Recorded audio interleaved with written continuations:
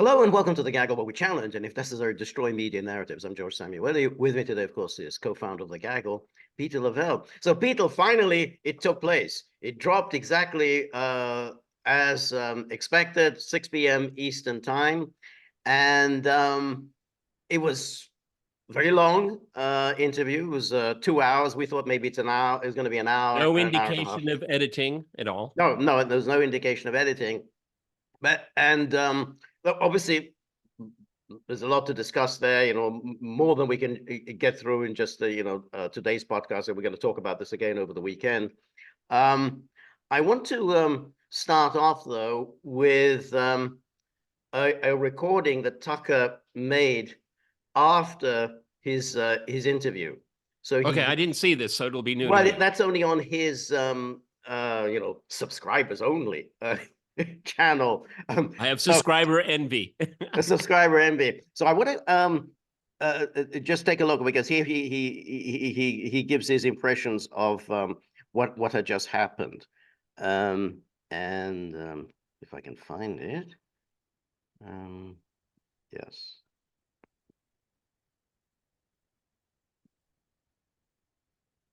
Okay, here we go. After the Tucker interview, okay. So we just finished our interview with Vladimir Putin.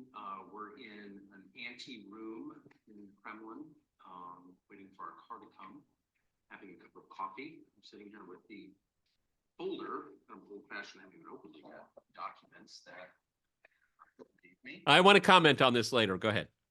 On this, okay. It began in a way I didn't expect at all. I'm still thinking through this just happened, so my thoughts are encoded, but I asked him, of course, the obvious question, which is, why did you move against Ukraine 2 years ago, February 2022?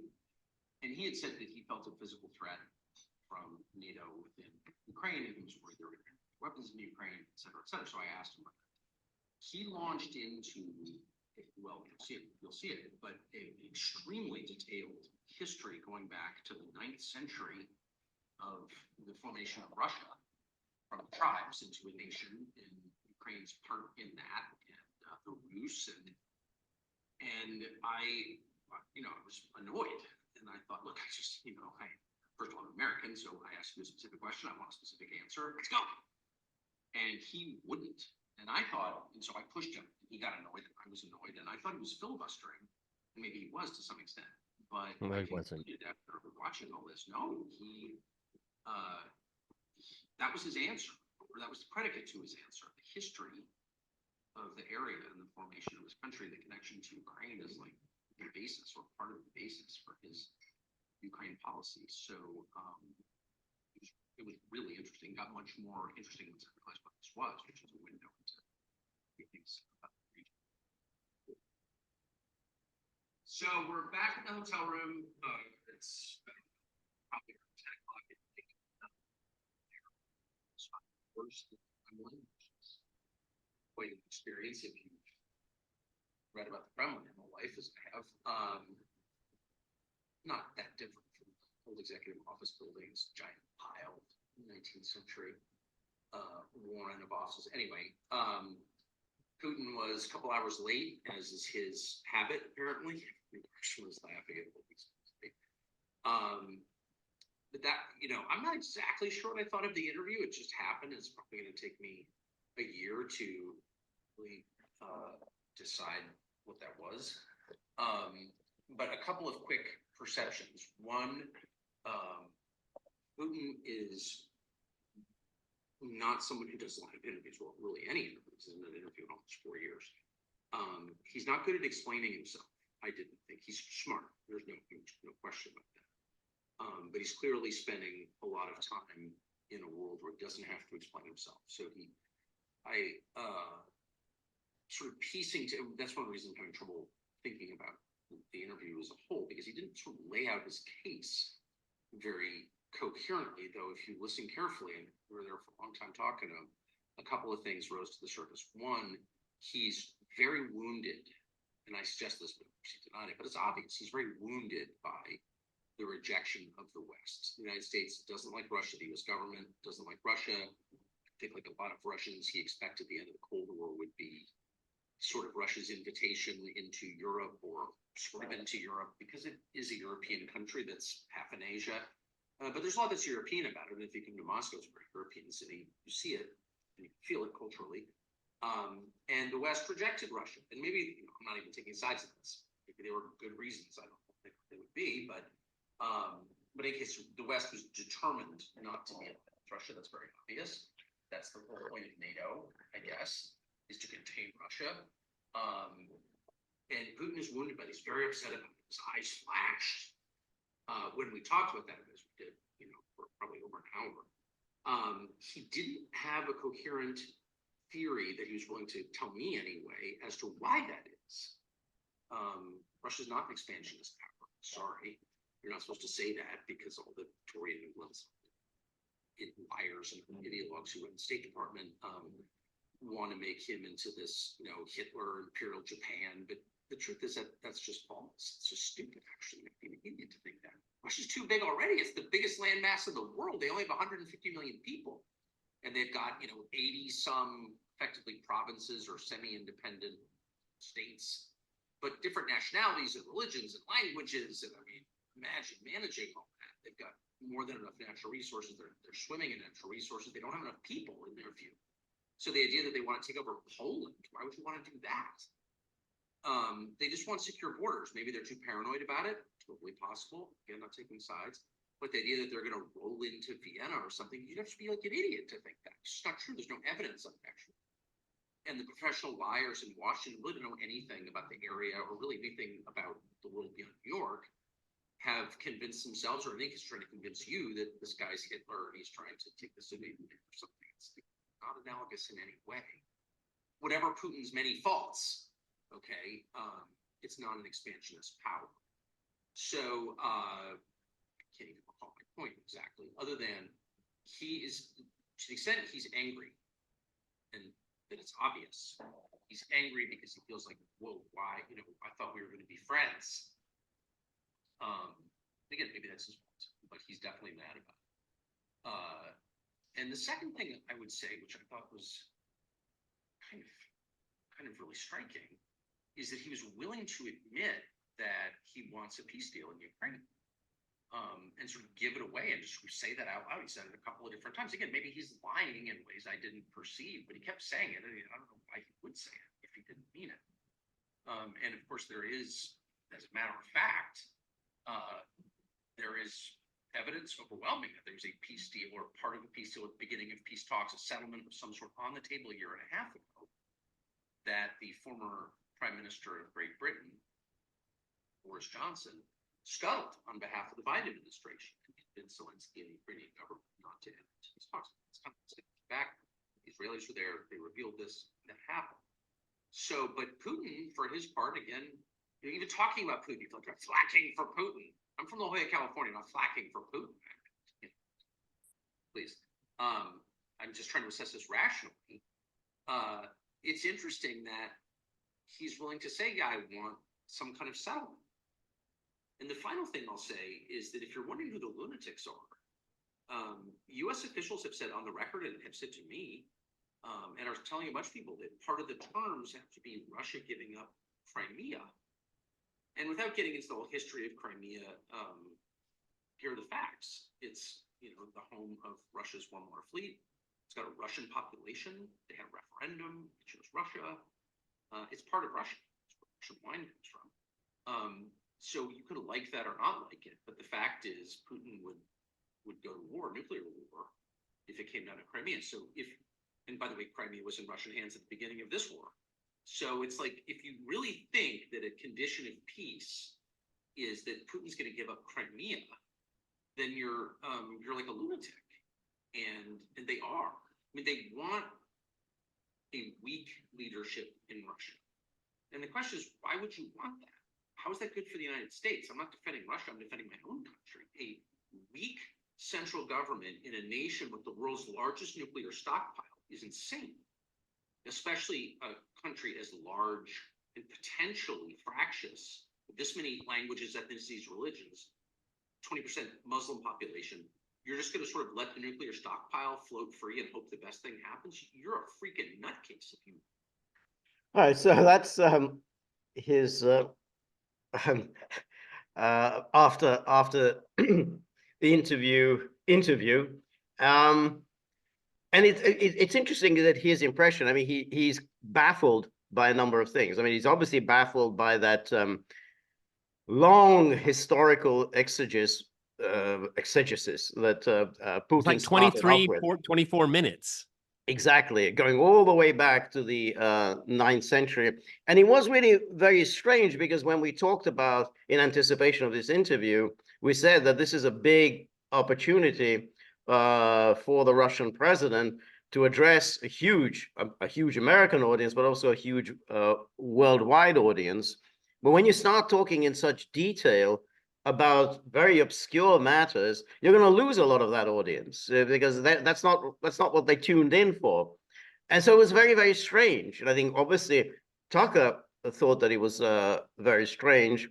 And then he says, but even apropos of the rest of the interview, he says that Putin didn't explain himself very well. We could argue about that, whether he did or didn't. I also didn't think that he did, or at least he went over ground that is now familiar to his usual listeners. And, go to the Valdai, they all know the stuff.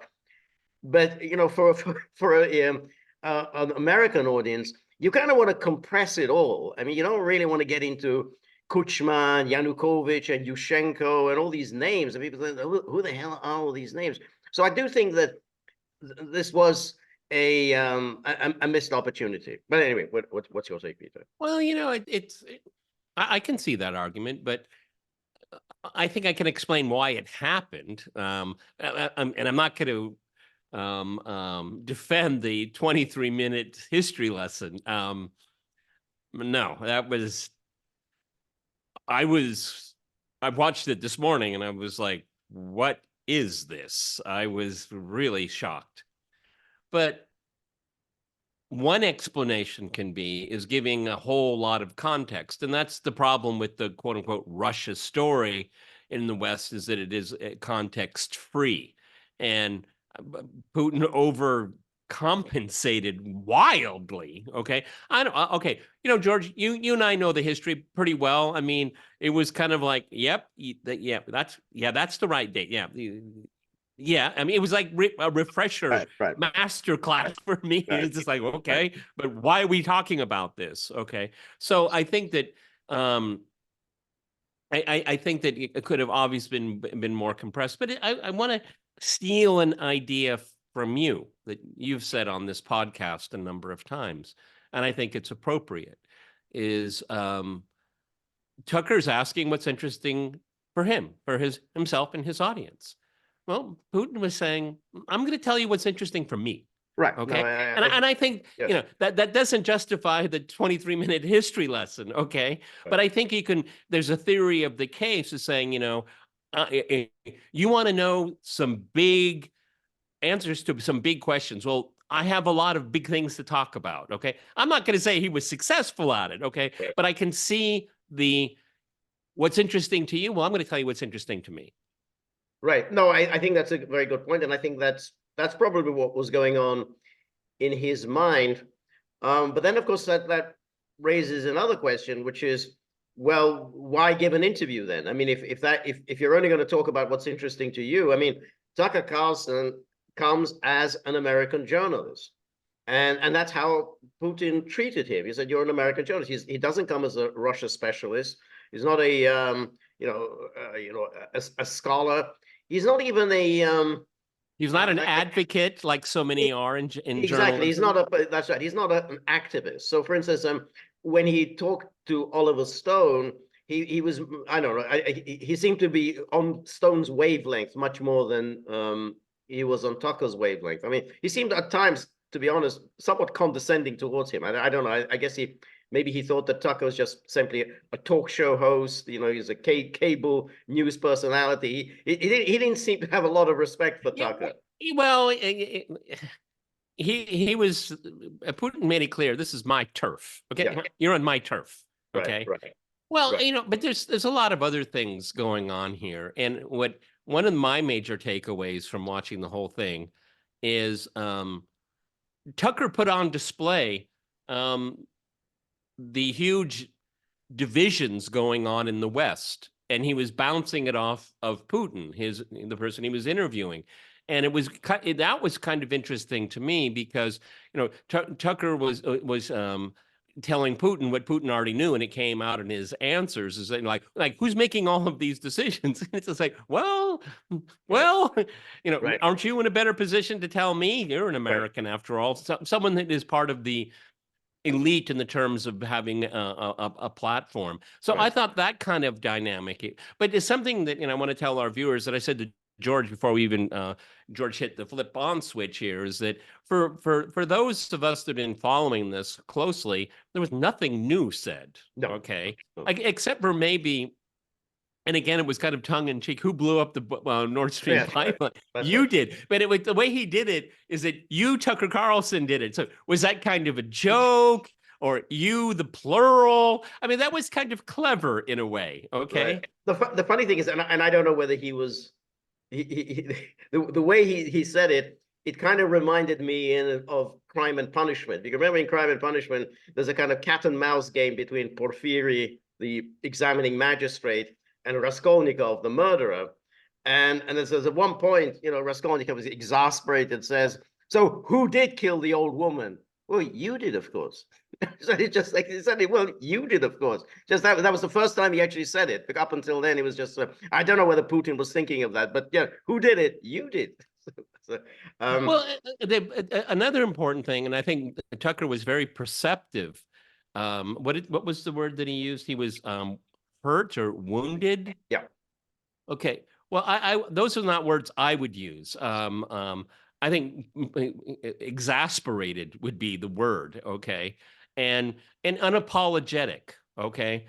He wasn't saying, we got to find a kumbaya moment. We can have a win-win. No, what Putin is saying is that you people, the Right. West, you laid the terrain for this, and now you reap what you sow. Okay, and that was kind of more defiance. But I didn't like. I don't agree with his word that hurt or wounded by it. No, I don't see that. Well, that's a very interesting issue because it goes back to something that we have talked about, and maybe we have disagreements. Is that Russia's continually being lied to by the West. Go back to James Baker's "Not One Inch to the East." You go back to all the promises about no to NATO expansion, and then of course we've got all the promises that were made about Ukraine. We have the coup in Maidan, and then we got which was supposedly the West guaranteed, and then we got the Minsk and so on. And the problem is that Putin always says we were led by the nose. Now there's a real problem there, which is that's not a good advertisement for you if you say, well, we were led by the nose. Okay. That's what the West does.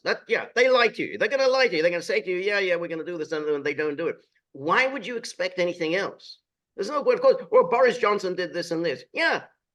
What do you expect Boris Johnson to do? Yeah, he lied. He's deceitful. He's sadistic. He's manipulative, cynical, all of those things. But what do you expect? He's going to sit there and going to say, it was a bloody good idea. Let's really get around the table and finally solve this. Well, that's what the West is. You can't keep saying we were led by the nose. And that's the most significant difference between the Soviet Union and the Russian Federation, is that the Soviets never broke that for a second. No way. Yeah, that's a really good point. I think that when they were talking about the American journalist that's under arrest, what's his? Oh yeah, I know. Yeah, that's right. Yeah. And let me take him back, okay, as a good gesture. Well, I agree with Putin, and it's kind of a derivative of what you just said. We've shown a lot of goodwill over the years, okay, right. Much to our detriment. Yes. Basically, is what he was saying. But kudos to Tucker for bringing it up. I think that was very important for him to do that, and and what a journalist is supposed to do is to challenge power, and he did. Okay, because any other Western journalist would have made the whole interview about that. Okay. I know. And about Bucha and about, that's all they would have talked about. Okay. You're absolutely right. I think that was it was very interesting, incidentally, because he brought it up, and then Putin already spelled out the terms of the exchange. He spelled out exactly who we've got our eyes on. Because when he talked about this guy who's in prison in Germany, this is an issue they've raised before, but he made clear that's who we want in exchange. And on this, the Russians are actually pretty good when it comes to these exchanges, these prison exchanges. They get the better part of the bargain. Always, absolutely. So absolutely. I mean, what the Americans got, this female basketball player. The Russians got Boot back, so they got a better deal out of that. So I think this they've now spelled out the terms for this reporter, and I think they're going to get it. I mean, that's it. They said we want this guy back. What is it? Did he say put a crown on? What was the term? What was it? He used a certain term. Anyone watching the interview, yes, it's going to happen, everyone. I mean, that was what was told. Okay. Right. It wasn't, a leak, and there's very few leaks in Russia. It came from the top man. It's going to be done. Okay. Right. I'm paraphrasing here, but it's going to be done. Be patient. It's going to happen. That's right. That's right. And Tucker said, well, he's just a journalist. He says, well, he's not just a journalist. He was, he was handling, essentially classified material, and that really pretty much was that. I mean, he could say, like, oh, well, he's just a journalist. He's just doing reporting. He said, well, he's doing more than that. That's why he's in trouble with our law enforcement authorities, and that's why he's going to make this exchange. The one who they want in return, he's in prison in Germany, life in prison. Now he's of course accused of murder, so it's kind of serious. But that's why it's a kind of an unequal bargain. Well, yeah, but we're not there yet. I mean, what the subtext, and I don't know. I don't think Putin is under any obligation to explain the Russian judicial system, criminal law system here. But everybody, what's going to happen here? We have this guy in Germany that is guilty as hell. He killed some people, okay, or a person, and he's guilty. So the American journalist is going to have to go through the same thing where you have parity. So he'll be convicted, sentenced, and then that's up. Now the exchange begins, okay? But it's not going to happen before then. If you look at every single case in the post-Soviet era, you have to go through this procedure, and it's long, it's hard. I've barely touched the judicial system. It moves slowly, very right. slowly. Well, the thing, yes, I mean, the conviction of the Wall Street Journal reporter shouldn't be difficult. I mean, if once a deal is in the works, I mean, he'll just have to plead guilty, and then he'll boom, boom, boom, boom. Yep, that's exactly what will happen. I guess the fly in the ointment, that probably isn't so problematic, is that the Germans have to agree to it, because he says, well, this is he broke German law, so it's the German judicial. George, they blew up the pipeline. They'll do what they're told. That's right. They'll do what they're told. That's right. They'll do it, and that's how Putin is thinking. So anyway, I want to just show a couple of highlights from the interview. Well, the Telegraph says the highlight is the Elon Musk comment. This is exactly what I was expecting. Well, that was the funny thing, is that he said, are we going to have a serious conversation? I want to show you this where he does this. He said, because he says this right at the beginning,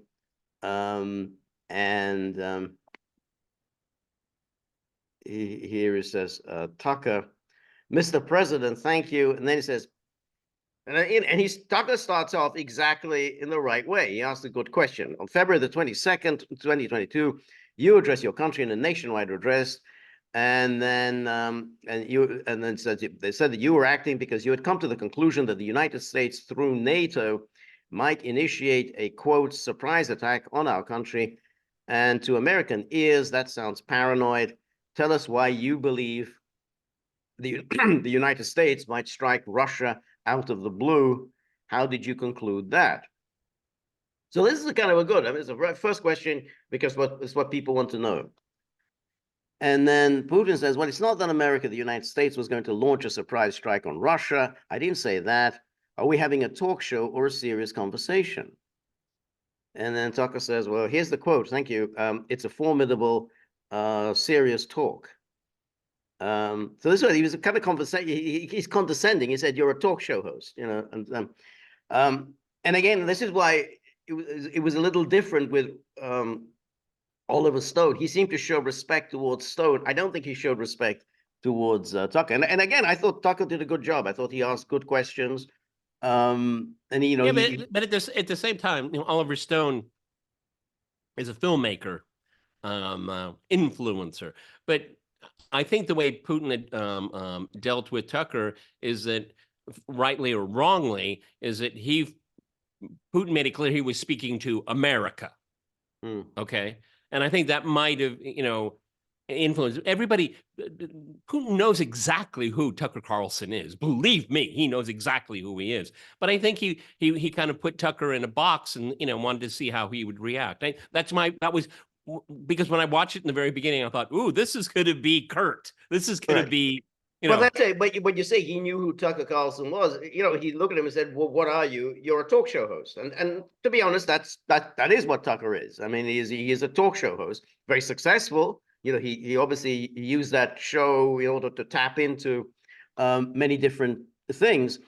But you're right. I mean, in terms of he thought Stone was an influence, he's a filmmaker. Stone was already a big name in the filmmaking industry when, you know, Putin was just simply coming up. I mean, you know, his big films that he made, like Platoon. I mean, that was Putin was still in Germany at the time. So you know, he's a big name in the world of the arts. Oh, Jordan, I'm glad you're showing the transcript because it gives us and I'll just say this real quickly and you go on here. So if you don't mind, I will take only 30 seconds. 30 seconds or 1 minute to give you a short reference to history, for giving you a little historical background, please. Let's look at where our relationship with Ukraine started from. Where did Ukraine come from? The Russian state started gathering itself as a centralized statehood, and it is considered to be the year of the establishment of the Russian state in 862. I'm not going to go through that whole, you know, lengthy. We'll lose our viewers.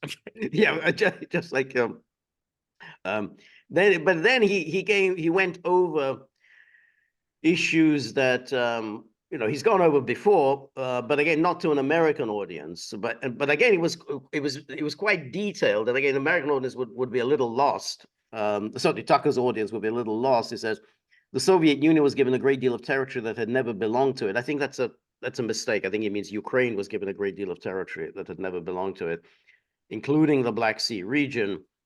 At some point, when Russia received them as an outcome of the Russo-Turkish wars, they were called, you know, New Russia and Other Russia. And then what matters is that Lenin established Ukraine that way. For decades, the Ukrainian Soviet Republic developed as part of the USSR. And for unknown reasons, again, the Bolsheviks were engaged in Ukrainization. And then it was not merely because the Soviet leadership was composed to a great extent of those originating from Ukraine. Rather, it was explained by the general policy of indigenization, you know, korenization, you know, like getting to the roots. Indigenization pursued by the Soviet Union. Same things were done in other Soviet republics. This involved promoting national languages and national cultures, which is not a bad in principle.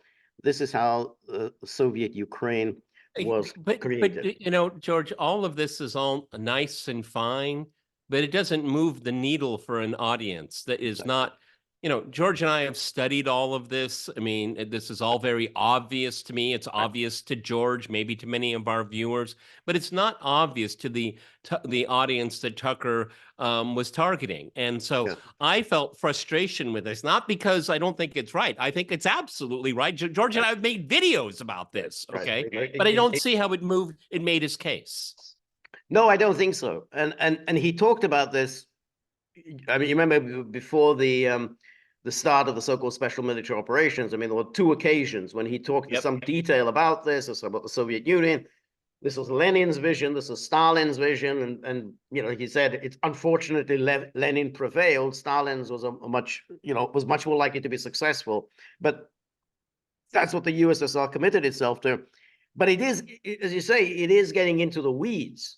And a Western audience really finds this very difficult to understand because they don't even have these kinds of problems. I mean, you know, you have nation states and so on, but they don't, I mean, particularly Americans. They say they were, you know, that all these issues of a republic and he even talked about titular nations and minorities and so on. You know, Americans really are unfamiliar with such concepts. And then he goes on, after World War II, Ukraine received, in addition to the lands that had belonged to Poland before the war, that of the, you know, Hungary and Romania, again, we talked about this many times. And that's so in this sense, we have every reason to affirm that Ukraine is an artificial state that was shaped at Stalin's will. But George, okay. I don't see the point of all of this. No, Do I disagree with it? No. George and I have made many videos about this here, but it's not making his case. He's not making his case. I mean, you know, I don't want to get too academic about it, but I mean, well, every state is artificial. I mean, I mean, you can make that argument too, but it doesn't contextualize what we want to understand, what his thinking is when it comes to the conflict that the Russian Federation is experiencing with the West. It doesn't help his case. No, that's exactly right. And I kind of felt that, I mean, like, you know, I mean, obviously I don't want to toot my own horn, but like when I gave that presentation at the UN, you kind of have to start at a point at which people, you know, are familiar. So I started at the December 2021 and Putin's you know, two draft peace agreements. You know, that's it. Then you can start. But you know, if you start going back into ancient history, then you're going to lose the audience because everyone like, well, what's the relevance of something that happened 80 years ago to what's happening now? I mean, we can't refight, you know, every single issue from 80 years ago, 100 years ago, 150 years ago. So that's a, you know, that's a problem. And then he says, the former Russian leadership assumed that the Soviet Union had ceased to exist, and therefore there were no longer any ideological dividing lines. Russia even agreed voluntarily and proactively to the collapse of the Soviet Union and believed that this would be understood by the so-called civilized West as an invitation for cooperation and association. That is what Russia was expecting, both from the United States and the so-called collective West as a whole. The problem, again, with this argument is that, well, that's Russia's problem. I mean, you know, you shouldn't have been so bloody naive. I mean, if you're going to make a case as to what the West was doing, then again, you know, it's always, well, we were led by the nose. I mean, again, well, you dissolved your state, you dissolved your buffer zone, you dissolved your military alliances, and what did you think? The West wasn't going to exploit it? They were just going to say, oh, okay, well, you know, you just do whatever you got to do, you know, we'll do whatever we got to do. I mean, of course, they were going to exploit it. You don't just simply, enfeeble yourself and expect that no one's going to take advantage of it. Well, but on the other hand, what's so important to our conversation is context, and he's giving context of how Russia is reacting to words and acts by the West. I can see. I 100%. I think we're in 100% agreement. I mean, you got to take a date. Okay, let's take 1991, or we could take 2008. We can take 2014. We can take 2020. But you got to center it around something. Okay. Yeah. Exactly. And then Tucker says, many in America thought that relations between Russia and the United States would be fine with the collapse of the Soviet Union and the end of the Cold War. The opposite happened. I think Tucker needs better research assistance, but anyway, I don't agree with that premise. Which part don't you agree with? Many in America thought that relations between Russia and the United States would be fine. Okay. No, that's a bit naive. Okay. Right. No, I agree. But you've never explained why you think that happened, except to say that the West fears a strong Russia. But we have a strong China the West does not seem afraid of. What about Russia, do you think, convinced policymakers they had to take it down? See, I think that's a good question. Why does the West fear Russia? But why, but not, there isn't any kind of corresponding fear of China. And he kind of pressed him several times during that interview. And I think Putin didn't really answer that question. Yeah, well, if I had been Justin Wells, the executive producer for Tucker, I would have said, why does the West hate Russia? Right. It's not afraid of it. It hates it. I That's agree. the problem. I agree. And then you have to go into other kinds of history, not just, what Lenin or Stalin or Catherine the Great.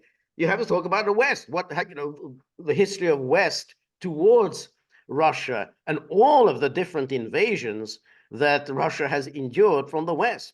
And people have forgotten, not just, oh yeah, obviously we know about the 2 German invasions, but what about the Allied intervention in Russia, which went on for several years? What about the Polish invasion after the First World War? Yeah, exactly. So that, and Putin kind of, again, he kind of ducked it. He says the West is afraid of strong China more than it fears a strong Russia. And I just don't think that's right. It says because Russia has 150 million people, China has 1.5 billion, and its economy is growing by leaps and bounds, or 5% a year. Used to be even more, but that's enough for China. I don't think that is very convincing. Well, I mean, what would have been maybe it would be a little too wonky and too intellectual, but I mean, I would have asked President Putin, what do you think Russia is in the mindset of the West? Okay, how would you describe it? And I'll tell you what we think, we see you. I mean,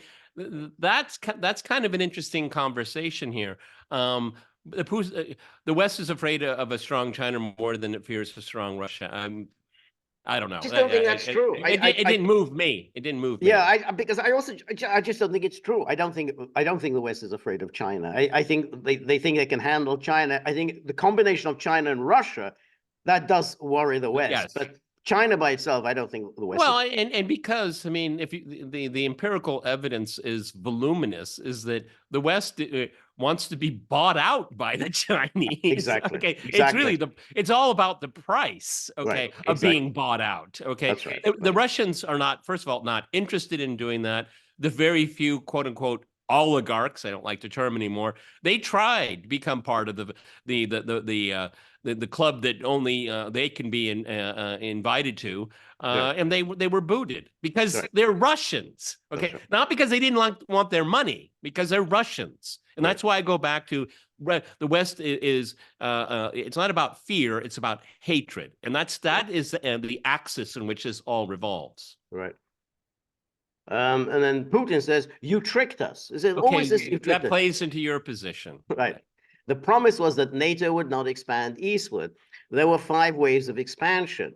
Okay, we talked again. I would have you lied to us. Okay, you didn't trick us. You lied to us. Like, say it, what it is. Okay. Well, I agree. I mean, but again, even then, I would say you lied to us. But then I'd say, okay, and yeah, that's what states do. What do you think states do? Well, I mean, in those history, states, they lie. They're not good. Schoolboys. I have to keep my promises. No, they lie. That's what they do. This whole interview could have been compressed into 20 minutes. The lost 23 minutes, all of this could have been compressed down. And, you're pathological liars. You do not keep your agreements, and you have to earn our trust, and you're not making any progress. Any other questions? Right, exactly. And then we tolerated all that. We were trying to persuade them. We were saying, please don't. We are as bourgeois now as you are. We are a market economy. There's no communist party. Let's negotiate.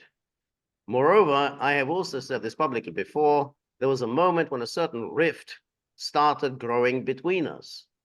Before that, Yeltsin came to the United States. Remember, he spoke in Congress and said the good words, God bless America. Everything he said was signals, let us in. But George, it is kind of interesting, is that he didn't say it directly, but he's really condemning the Yeltsin years. I mean, emphatically, without making a personal attack, and that's his wiggle room. He doesn't need it, but he's saying that was, you know, in American parlance, that was the former administration that did that. Okay, he didn't use that kind of language. Okay, well, that's right. Because if you think how, you know, when things started to shift, and I can tell everybody when the specific event where this division started, it was the Yukos affair. That's Right. when the West Right, soured. but as he explains later, this went on, the sort of the trusting of the West and trying to work with the West. This went on long after, even long after the Yukos affair, and he lists these various meetings that he had with American leaders and so on. So it went on. I mean, you know, let's take, for instance, the International Criminal Court. Oh shit. The International Criminal Court.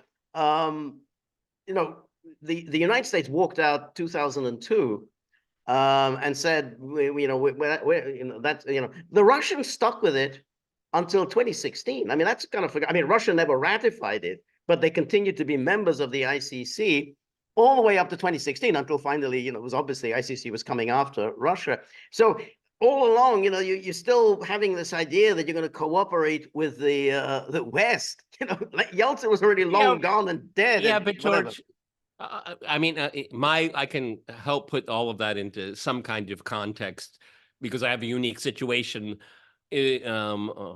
compared to most. Is that I live here and I've lived here for a long time, and I see, I know you're absolutely right. I agree with you 100%, but I can explain to you in a short amount of words as I can, is that you saw this with what the Russians call in Eastern Europe, they call it the intelligentsia, okay, which I abhor. But they are the best. They're the professional what is it, professional managers that we hear about so much in the West. These are the well-educated, the well-traveled, the good families. And they truly believed, okay, and they truly believed much longer than the people that were in power, because we're beginning to see like this is, you know, we're being sold a fake bill of goods.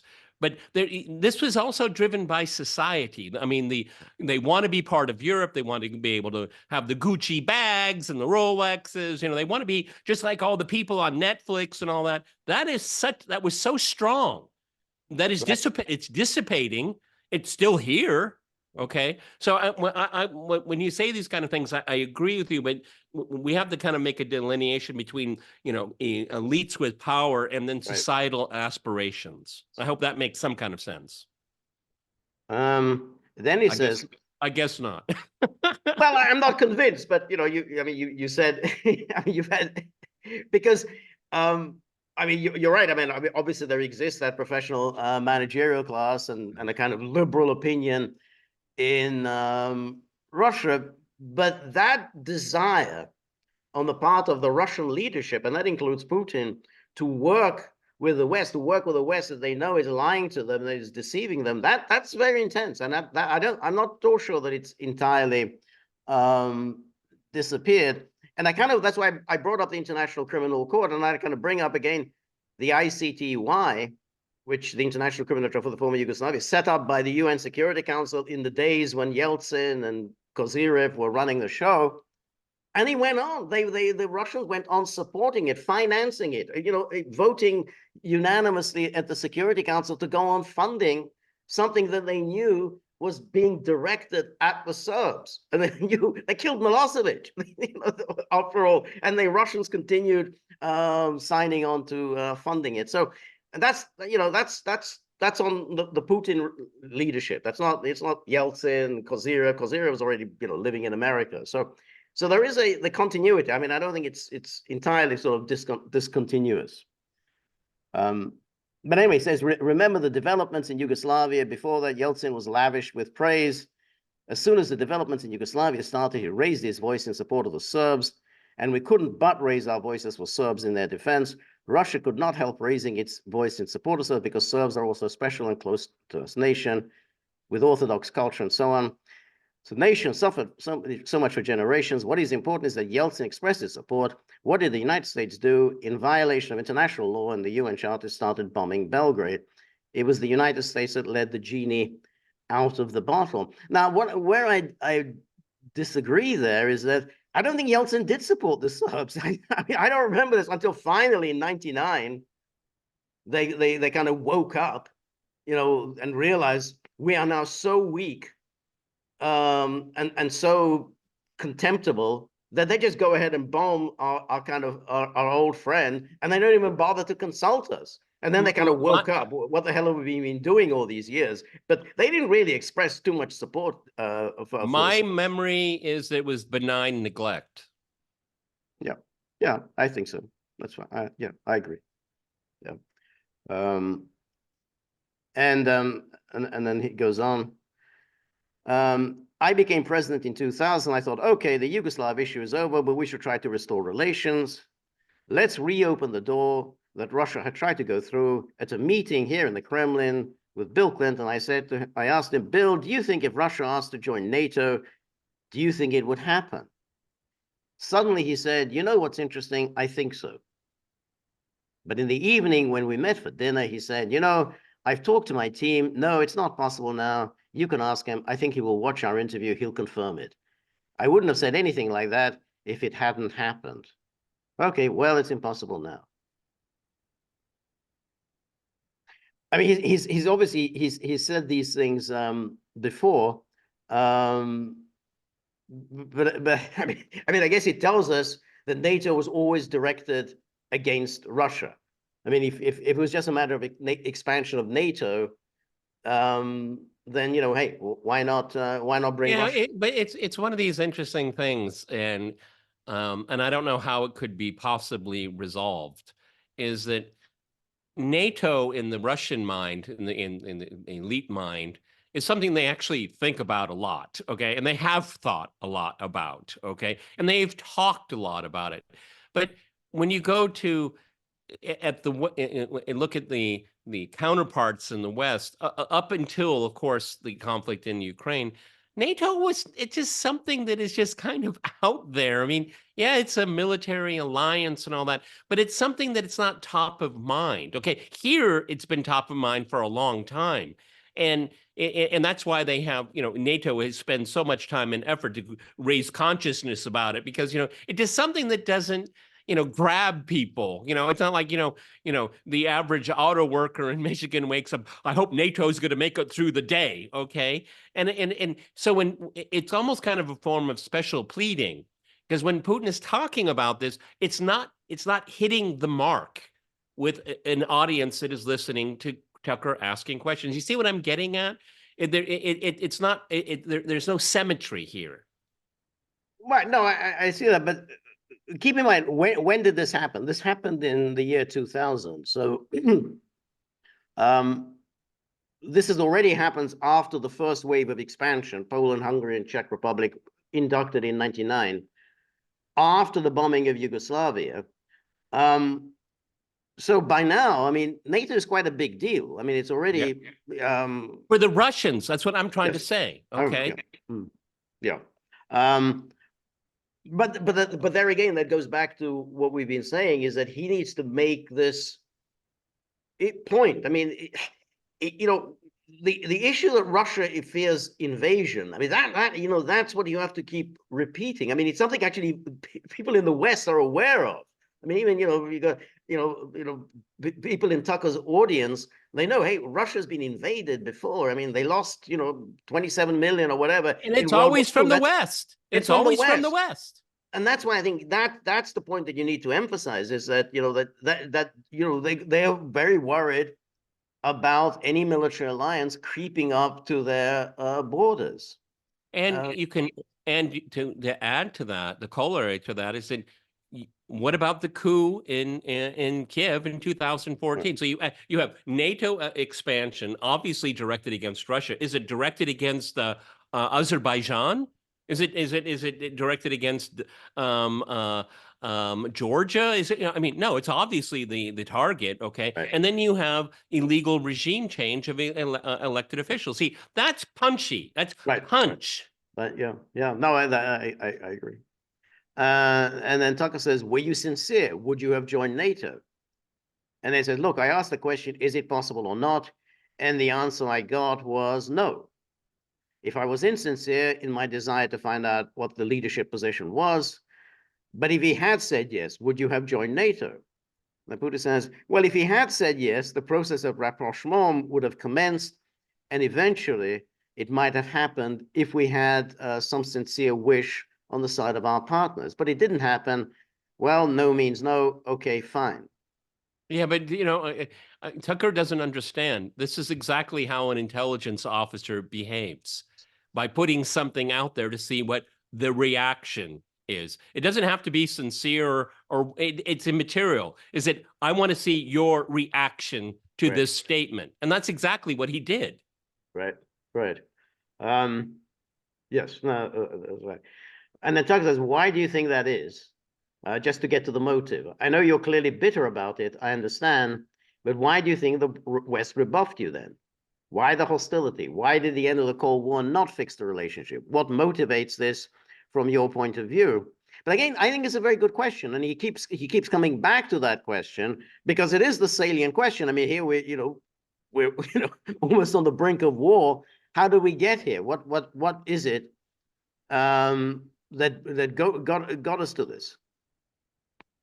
And then Putin says, well, you said I was bitter about the answer. No, it's not bitterness. It's just a statement of fact.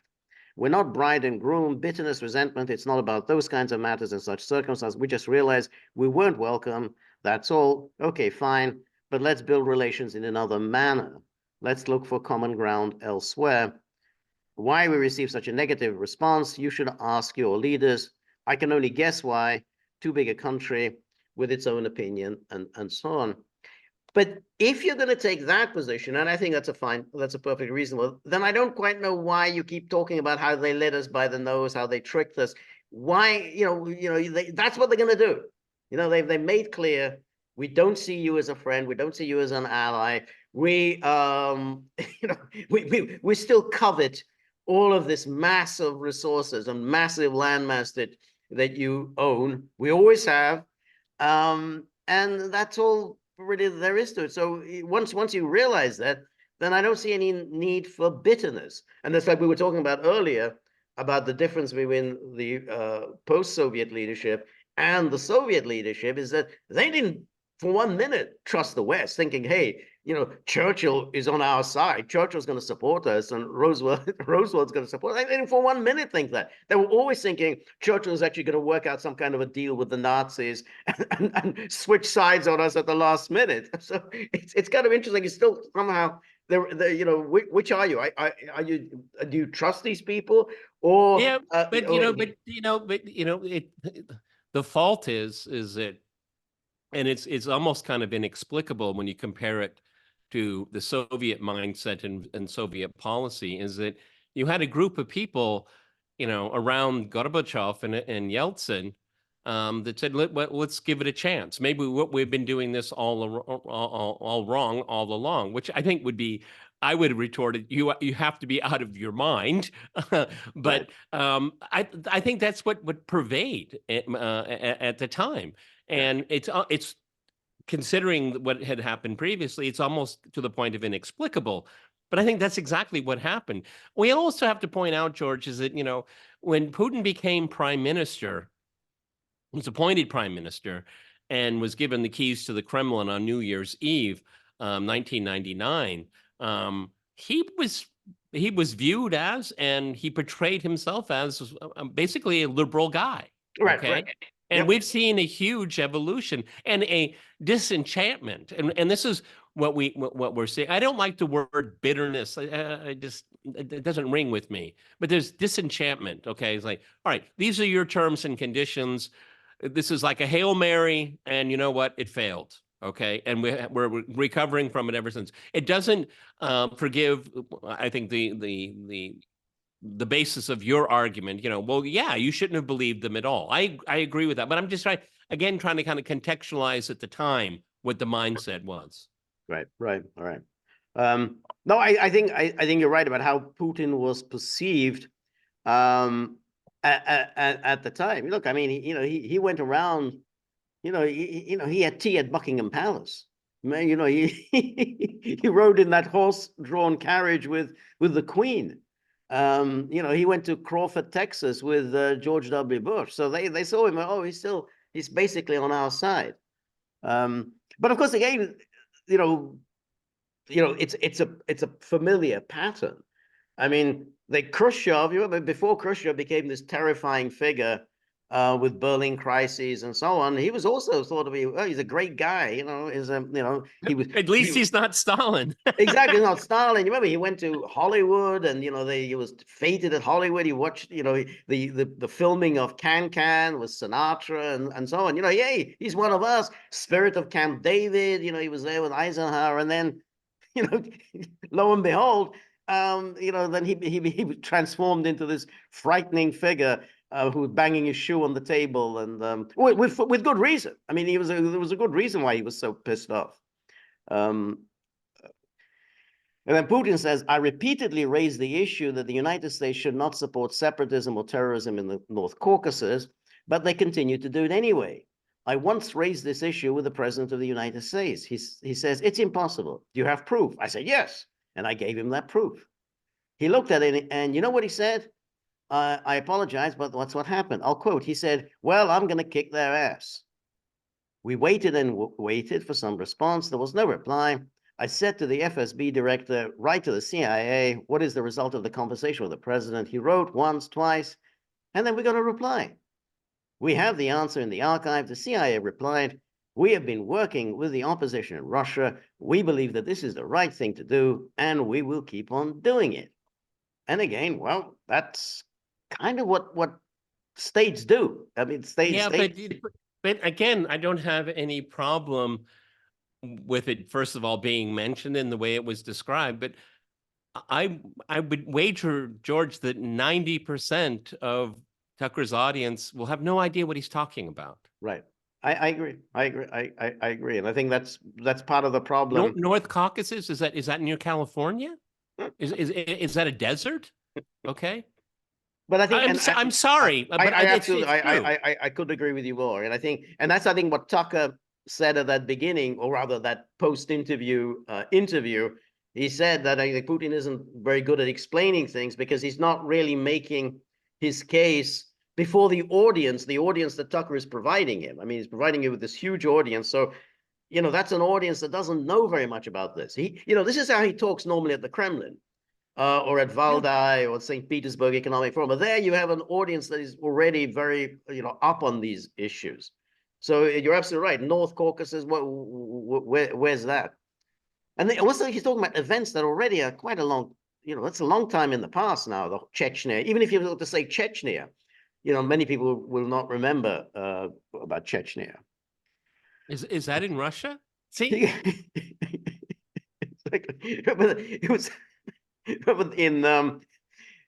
was that episode of The Sopranos where he was talking about this Russian guy who had fought against the Chechens. He killed 16 Chechens in the war, and then he garbled, he killed 16 Czechoslovaks. I remember that. See, that's when they got poison ivy, right? That's right, exactly. That was the Great episode. New Jersey. Chechens. Because I don't know Chechens, Czechoslovaks. Yeah, Squagmire. That's right.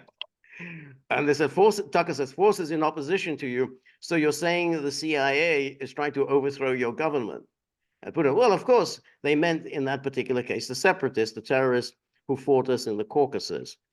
That's who they call the opposition. And then that's so over 99% of the audience is way over their head, way over their head. That's right. That's right. And then he says, as for missile defense, I had a very serious conversation with President Bush and his team. I propose that the United States, Russia, and Europe jointly create the missile defense system that we believe it created unilaterally threatens our security.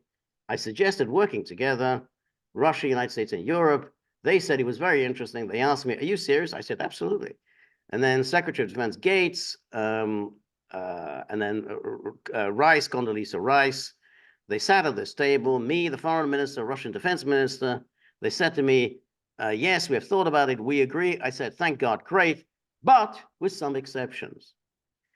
And again, you kind of wonder, I mean, you can't seriously believe that they're going to share their missile defense technology and everything with Russia. I mean, you remember Reagan talked about this at some point. No, he never meant it either. I mean, it's just something you say. Yeah, of course, we're not going to take any unilateral advantage or at the expense of the Soviet Union. Well, of course, that's what you were planning on doing. And well, of course, yeah, we're not going to take unilateral advantage. It's directed at Iran. We're not really worried. It's not against you. It's against, you have to say, well, of course, that's what they're lying. They're lying through their teeth. Yeah, but the whole the fundamental problem with the entire interview, to be honest with you, George, is that all of this is nice and fine. This is ground that George and I know like the back of our hand. Okay, just like, yeah, okay. And we've actually heard it all before. There's nothing unique here. But what about how are we going to resolve today's problem? See, Exactly. this is what we exactly. all want. Okay, Exactly. the antecedents. Yeah.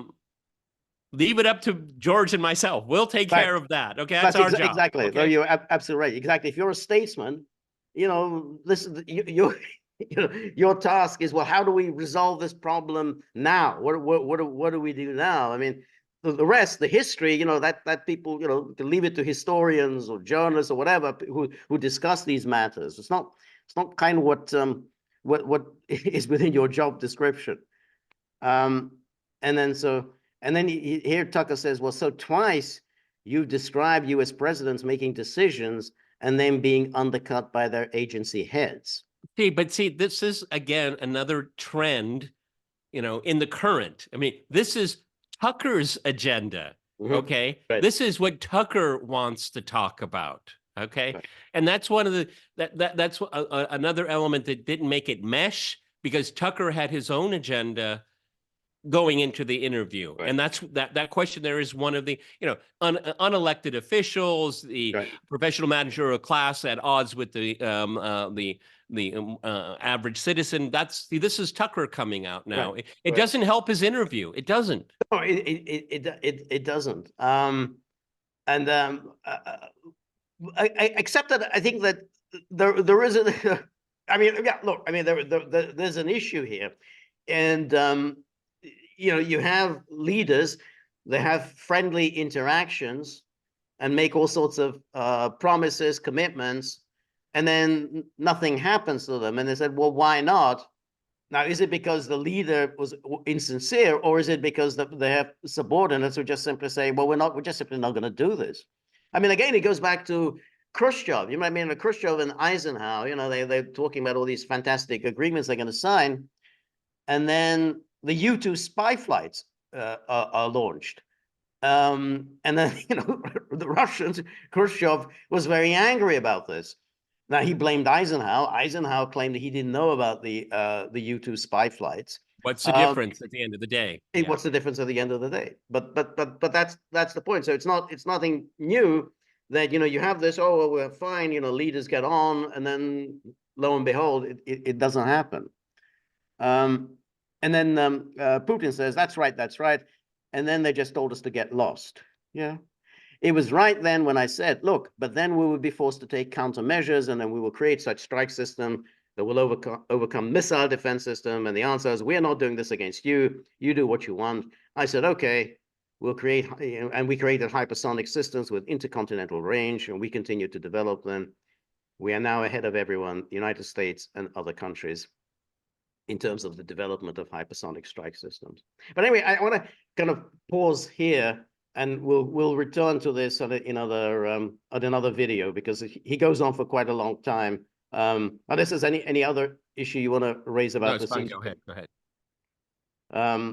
Because it's a long interview, and he goes over a lot of ground, and so but you get a sense here. I mean, it's familiar ground, and he presents familiar complaints, but again, as we've agreed, he's got a huge audience. I mean, when I last look, I think there's been 80 million, 85 million. It's probably now surpassed 100 million views. So a lot of people have been watching that.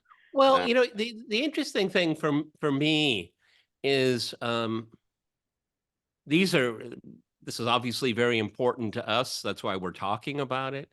But I'm be very curious of how Tucker's audience will receive it, because it shouldn't have been pitched to us, but it was, and it wasn't pitched to the right audience. That's my major criticism. Not that any particular thing said was wrong. I think Tucker's questions could have been tighter and more forceful. I think Putin's could have been obviously a lot tighter, obviously. And the Western audiences they've been by design, they don't think in historical terms. They don't think in terms of historical context. It's like it was when you have people that they like slavery was only an American thing. Only slavery happened in America. Well, it's just absurd, okay? But because particularly the American mindset, that's how it's framed all of the time, okay? Right. And so Vladimir Putin is obviously a great student of history. He knows his country's history very well. He is disillusioned with the duplicity and pathological activity of his Western interlocutors. But yeah, we could have told you that 20 years ago. I mean, it's like, right. Yeah, no, and exactly. That's absolutely right. And that's why when he comes along with this a familiar litany of complaints, it doesn't really get us very far, because again, what I think the audience is looking for is saying, all right, that's good. How are we going to end this war in Ukraine? And then how do we avoid World War III? And how do we, one would hope, get to some point in which we're going to cooperate, actually going to be working together. I mean, these are sort of questions that the audience wants to know. And Tucker tried talking about BRICS, and I was really surprised. I mean, Russia has the rotating presidency this year. I was looking for a pitch here. Right. It didn't happen. Okay. Yeah, right. And Tucker, I think, did a good job of asking kind of a meta geopolitical, read the tea leaves here. We didn't really get much of an answer to that too. Which kind of surprised me a little bit. Right. That's right. What Russia has grievances, but you have to put them in a context where people can understand it. And that context is, how do we end this conflict in Ukraine? And that's really what's most important here. Not the entire history of the idea and reality of Ukraine. No, you come here for that. Right. That's why you come here. Okay. Right. That's exactly right. Yeah, absolutely. All righty. There'll be more to chew on there. I mean, it was. I had to watch it in 2 parts. I don't know about you. It was absolutely. It was very, very long. I mean, I watched it live as it happened, but I couldn't believe that opening. I mean, I was just my mouth was agape. Are you serious? You're going to start talking about the 9th century? My executive editor of my program, Anya, she's on maternity leave, and she watched it live too. And she was messaging me. She said, "The poor interpreter, the poor guy. It was just excruciating for him to go through all the litany of hundreds of years of history." And then I watched it and I said I was in pain too. Okay, so but I'm glad Tucker did it. It's going to be chewed over. From just a cursory look at the media coverage of it, they ignored most of it. So I mean, that was. They might just say, "Oh, well, softball questions from Tucker. Tucker was a sycophant and so on." No, he wasn't. They were not softball. He wasn't. He asked hard questions. He has a style. Didn't get good answers some of the time. He has to be honest, a style. He doesn't bang his fist on the table and yell. But there were hard questions, you try to get answers to them. But that's he asked questions. There was nothing sycophantic about any of that. But the most important have their stories, and so they have to. Oh, it was sycophantic. Oh, I don't. The most important thing about this interview, everyone, is the following: that it happened. That's it. That's right. Yeah. All righty. Okay. George and I'll probably be making references more to this on the next few days. So stay tuned. So this is Gaggle with Peter and George. We're on Locals. So please go to thegaggle.locals.com.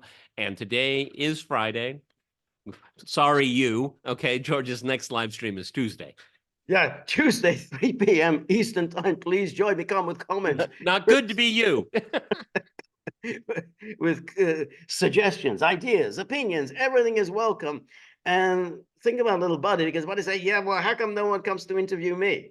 I've got a lot to say, and I'm not going to bore anyone with a long historical discourse. You know, just bring up the tip jar front and center. So